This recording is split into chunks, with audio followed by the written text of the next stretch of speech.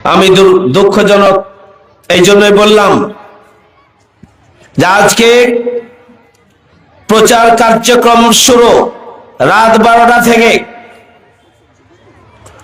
আমাদের banner, দাঁড়িপাল্লার banner এবং festoon এগুলো লাগানো ছিল, তাতে রাতে আগুন দেওয়া হয়েছে, ছিঁড়ে ফেলা হয়েছে, খুলে ফেলা হয়েছে। দাঁড়িপাল্লা প্রতীকের আগুন এটা চাঁপাইনবাবগঞ্জের মানুষের কলিজায় আগুন।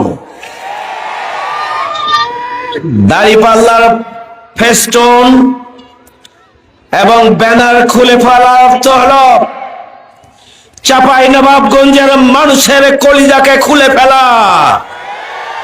যারা এটি করেছেন নিজের পায়ে তারা কুড়াল দিয়েছেন।